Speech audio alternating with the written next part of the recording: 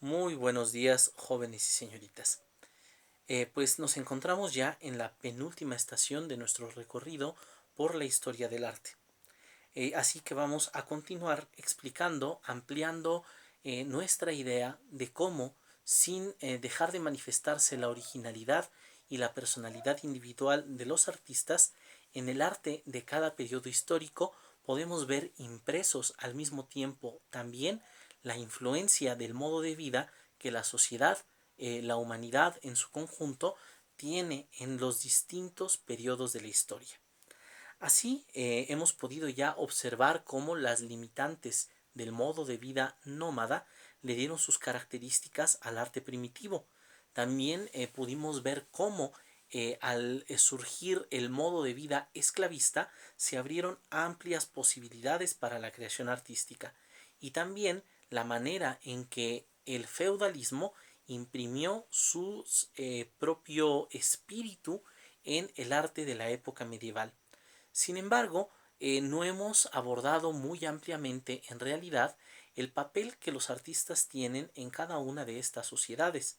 Si pensáramos, por ejemplo, en el artista de la prehistoria, nos encontraríamos con que es muy diferente del artista como lo concebimos el día de hoy, porque este artista tendría una tarea mágico-religiosa, como una especie de mediador entre su comunidad y la naturaleza por medio de las manifestaciones simbólicas plasmadas en su creación.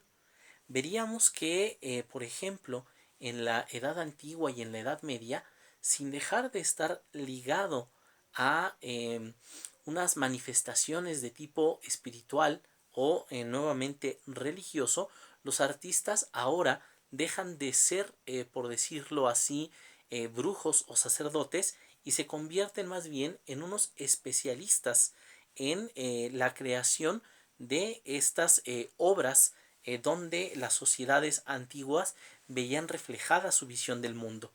Y también un rasgo característico de ambos periodos es que la subsistencia de los artistas también es, digamos, eh, patrocinada por el conjunto de la sociedad por medio de sus instituciones. Por ejemplo, en el caso de gran parte del mundo antiguo, serían los monarcas aquellos que se encargaran, digamos, de la manutención de los artistas. En la antigua Atenas sería el conjunto de la polis, la ciudad, quien se encargara de sostener a estos individuos. De la misma manera que en el periodo medieval sería la iglesia quien se encargara de esto. Pero con la transformación que viene a partir del Renacimiento y el surgimiento paulatino de la clase burguesa, también la relación de los artistas, la manera como los artistas se ganan la vida, se va a ver también transformada. Porque al surgir esta nueva clase social, ella primero se vuelve una compradora individual de las obras o los productos artísticos. Así es que los artistas se empiezan a convertir ahora también en una especie de agentes libres que pueden buscar sus clientes, sus patrocinadores, llamados en la época del Renacimiento sus mecenas, entre las clases altas. Al mismo tiempo, también la transmisión del conocimiento entre los artistas es algo que se da en el seno del propio taller del artista. Los discípulos viven bajo el mismo techo que su maestro, y bueno, es a partir de esta convivencia cotidiana y constante que adquieren, por así decirlo, los secretos de su oficio.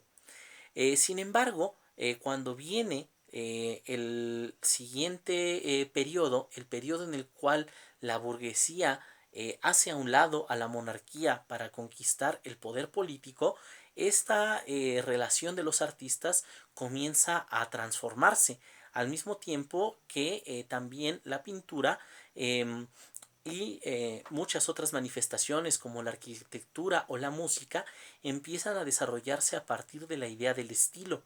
En el arte antiguo, en el arte medieval, no existía esta idea de digamos, el estilo, sino que en realidad había una manera de hacer las cosas y esta iba evolucionando de una manera muy muy lenta. El arte egipcio, por ejemplo, no cambió a lo largo de siglos y siglos. El arte griego fue cambiando, pero de una manera paulatina. Y el arte medieval también permaneció, claro que digo, pasó por distintos periodos, pero en realidad no tenía estas manifestaciones individuales que llamamos estilo. Esto cambió con el Renacimiento. Cuando el Renacimiento puso en la base de la pintura la idea de la imitación, los pintores de los periodos posteriores fueron transformando sobre esa base de la imitación de la naturaleza, fueron añadiendo ciertos rasgos sin perder la base como era la perspectiva, el volumen y la profundidad. Fueron añadiendo rasgos característicos de cada periodo que ya podemos distinguir ahora sí como un estilo y no únicamente como un periodo de un mismo arte. Entonces, al mismo tiempo, decía yo, se va transformando la relación de los artistas con la sociedad. Y así también el arte deja de convertirse también en este producto comprado individualmente por las clases altas y en cambio se convierte como todo lo demás a partir de la revolución industrial en una mercancía. Y entonces la nueva clase social dominante, la burguesía, crea también sus propias instituciones para relacionarse con los artistas. Entonces surgen los museos, surgen los críticos de arte y muy importante las academias. Cada vez hay con el crecimiento de la sociedad más artistas porque también la sociedad tiene una mayor demanda de arte y entonces la relación entre el artista y su maestro en el seno del taller ya no es posible. Para formar más artistas, los artistas deben formarse en las academias, en las escuelas que al mismo tiempo dictaminan cuál es la manera correcta de pintar en cada periodo conforme va evolucionando el estilo. Pero hacia mediados del siglo XIX surge al mismo tiempo una especie de revolución entre los artistas. Una joven generación de artistas, empezando en Francia, se rebelan contra el arte académico. Ya no quieren pintar de la manera tradicional, de la manera acartonada, como se enseña en las academias, y entonces comienzan a producir lo que entendemos o conocemos como arte moderno. En realidad, todo el arte desde el Renacimiento es arte moderno, pero lo más común es que cuando nos referimos al arte moderno, nos referimos al arte del vanguardismo. Y el vanguardismo se vuelve una especie de explosión de nuevos estilos. Los estilos se van sucediendo uno al otro cada vez más rápido y también conviven durante ciertos periodos de tiempo sin lograr imponerse uno sobre el otro, como sí había ocurrido en los siglos anteriores, como el neoclásico era, digamos, posterior al barroco, y este a su vez era sucedido por el romanticismo y posteriormente por el realismo. Aquí surgen y surgen nuevos estilos, empezando por la pintura impresionista. Los impresionistas fueron unos jóvenes admiradores del pintor Manet que se propusieron eh, exponer sus obras a pesar de que ellos habían sido rechazados por los salones oficiales donde se exhibía el arte. Ellos abrieron un nuevo salón que fue conocido como el Salón de los Rechazados y ahí mostraron la manera como ellos querían pintar, reflejando la manera como la luz causa impresiones en el ojo, como la luz se refleja en los objetos. Así es como ellos ya no pintan las formas tal como se ven, ya no trabajan el volumen y la profundidad como se venía haciendo en la pintura desde hacía siglos, sino que ellos, por decirlo de una manera llana, pintaban con manchas, era con manchas que modelaban los objetos. Eh, Después el impresionismo se desarrollaría en algo nuevo cuando llegara la pintura puntillista. No debo dejar de mencionar los nombres de algunos pintores impresionistas como sería Monet, Cézanne, Pizarro y Degas. Después, el más ejemplar de los pintores del estilo puntillista sería Seurat. Los puntillistas tratan de continuar lo iniciado por los impresionistas, y si los impresionistas habían representado a la luz por medio de manchas, los puntillistas van a tratar de descomponer la luz en el cuadro y provocar que ésta vuelva a unirse en el ojo del espectador. Siguiendo el desarrollo de la teoría óptica moderna, los puntillistas yuxtaponen pinceladas de distintos colores, las ponen muy juntas una después de la otra, para que el ojo los mezcle y produzca nuevos colores, pero los va a producir en la retina y no mezclándolos en el cuadro. Después seguiría también, por supuesto, la escuela postimpresionista con grandes artistas, entre los cuales los más destacados quizás sean Van Gogh y su gran amigo Gauguin, que ya no pretenden pintar las cosas, por así decirlo, como se ven, ni precisamente cómo las hace ver la luz, sino que las pintan ya de una manera absolutamente personal. Por así decirlo, empiezan a pintar las cosas como ellos las sienten. Seguirá también otra interesante escuela conocida como el fauvismo. Se dice que esta escuela recibió su nombre cuando un crítico de arte entró a un salón donde exhibían los pintores fauvistas y se dijo, este crítico de arte francés, vaya, aquí exponen las fieras. Fauvista quiere decir en francés fiera, y es que estos pintores se propusieron pintar con colores tan chillantes que, por así decirlo, fueran una agresión a la mirada.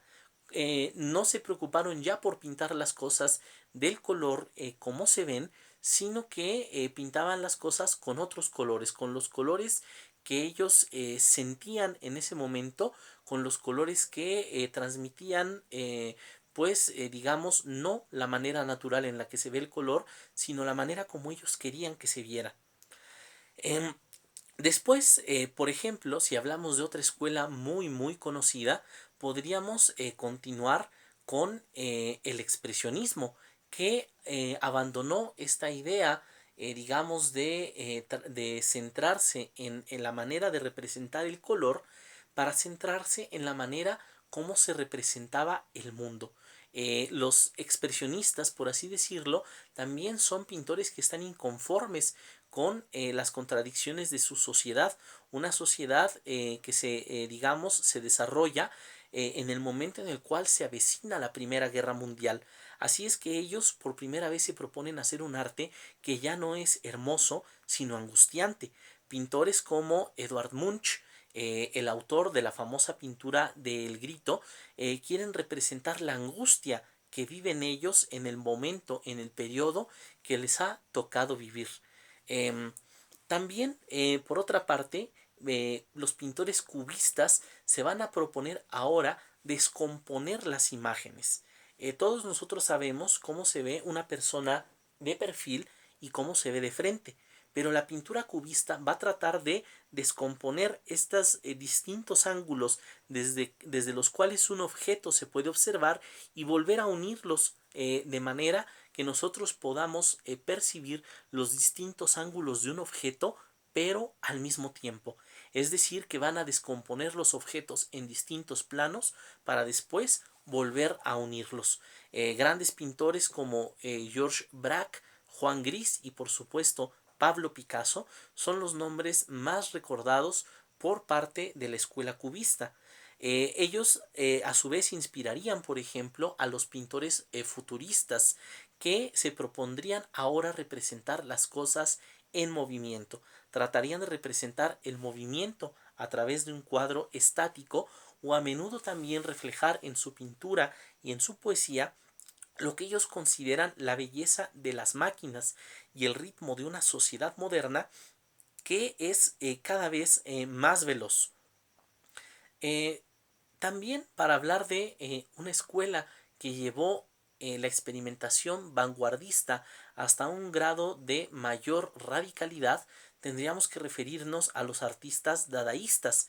Ellos, al igual que los expresionistas, están inconformes con lo que perciben en su sociedad en un momento en el cual la Primera Guerra Mundial ya ha estallado y varios artistas que están exiliados en Suiza, uno de los pocos países neutrales de Europa, se juntan en un establecimiento, en un café conocido como el Cabaret Voltaire y se dicen a sí mismos: si los valores tradicionales son los que han provocado esta carnicería, entonces que mueran los valores tradicionales.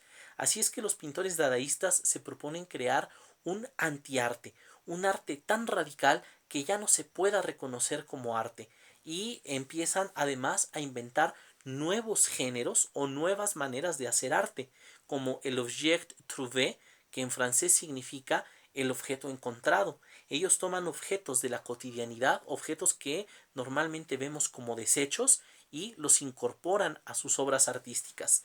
También realizan, por ejemplo, el ready-made, que consiste en descontextualizar un objeto cotidiano y presentarlo como arte, convertirlo en arte al presentarlo de una manera distinta a como lo vemos en la cotidianidad. Así fue como Marcel Duchamp, el gran representante de este movimiento dadaísta, es famoso, es recordado por haber inaugurado el arte conceptual al presentar un mingitorio como una obra de arte. Eh, También, por supuesto, no podríamos dejar de hablar de los pintores surrealistas como Magritte y Dalí, que se propusieron representar en su arte el mundo del inconsciente, el mundo de los sueños, el mundo de lo irracional, a través de su pintura. Y tampoco podríamos dejar de hablar del arte vanguardista sin mencionar que en el momento que Rusia se encuentra atravesando por la revolución socialista, tiene también sus propias manifestaciones artísticas, como el constructivismo, que pretende crear un arte masivo, un arte que lleve, digamos, la belleza y el goce estético a las masas, convirtiéndose junto con el movimiento alemán de la Bauhaus en el origen del diseño como disciplina moderna. Tenemos también a los futuristas rusos, que van a tener sus propias características distintas a las de los futuristas italianos que ya habíamos mencionado. Y también, por supuesto, vamos a tener al arte suprematista, que se basa en las formas geométricas para crear un arte abstracto. Pintores, por ejemplo, como el ruso Vasily Kandinsky, van a llevar hasta sus máximas consecuencias la idea del desarrollo estilístico, porque el arte abstracto, tanto en Rusia como en Europa, se va a proponer ya no representar nada. El arte abstracto ya no representa nada real, ya no representa objetos, sino que por el contrario representa conceptos abstractos o sentimientos. Es un arte, por así decirlo, inspirado en las matemáticas, inspirado en la metafísica, pero no inspirado ya en ninguna forma en el mundo natural. Posteriormente, también con todo este desarrollo tan acelerado, este desarrollo explosivo de las vanguardias modernas, surgirá un nuevo conflicto en el arte, es decir, un arte tan avanzado, un arte tan desarrollado, que eh, ya es irreconocible para un público que en buena medida ya no está preparado para verlo. Sin embargo, de esto hablaremos en el próximo video, que tratará acerca del arte contemporáneo. Por el día de hoy me despido de ustedes y espero que tengan un magnífico inicio de semana. Chao.